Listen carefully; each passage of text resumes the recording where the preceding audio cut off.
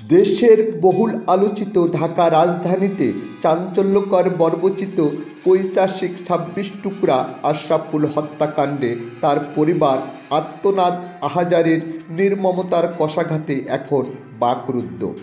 এখন তার পরিবার ও গ্রামবাসীরা আদালতের রায়ের অপেক্ষার প্রহর গুনছেন পৈশাচিক ঘাতক জরেজুলের ফাঁসি এবং কার্যকরের। আশরাফুলের ব্যাংক অ্যাকাউন্ট, মোবাইল ব্যাংকিং কোনো হিসাবের হদিশ পাচ্ছেন না।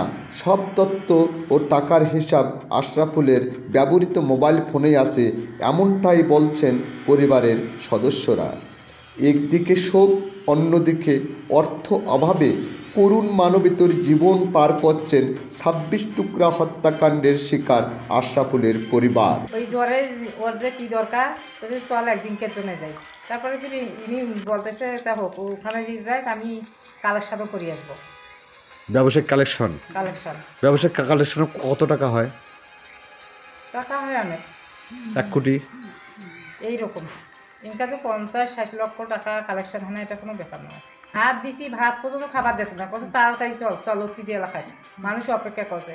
ইনি জানোস না যে কোন লোক অপেক্ষা, না সাদা মেটে সিধে কথা যে কোন লোক অপেক্ষা করছে। এইটা যে আমার মনে কিছু থাকলে যে বন্ধু মানুষ শুনে গেছি দুইজনে একসঙ্গে আসবে, কস কি না জরাজের বাপ যখন বললো যে যাই গেছি তাকে আরও ফিরে এসে সকালে আমি কান্দা কাটি শুরু করে দিয়েছি। ওটাই যে আমার সভ্য শরীর কাঁপতে আছে।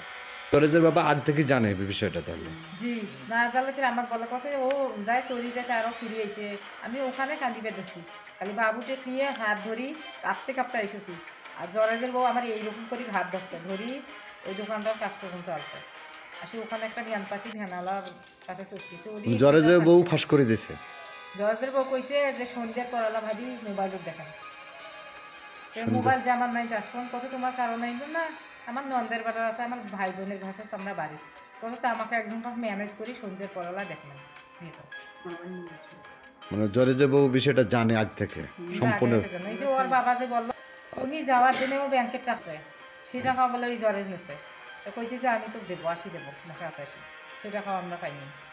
ফির আলু বেচাইছে শিখলেও ৬,০০০ বস্তা আলু বেচাইছে, যতদিন বেচাইতে লাগে ১৫-২০ দিন ওনার পাশে, রাত ১২টা ১টার সময়ও নিয়ে এসে। আর এমনি সন্ধ্যের সময় এসে ও যে কয়দিন পাঁচ ধরছে সে কয়দিন 12টার পর বাসায় আছে।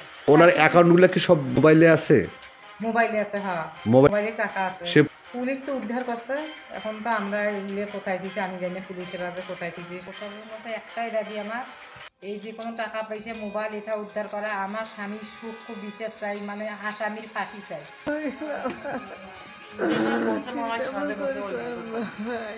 ছেলে তা তো জরেজ নিয়ে যে মারি ফেলাই, ফাঁসি যাও জরেজের একটা ছেলে।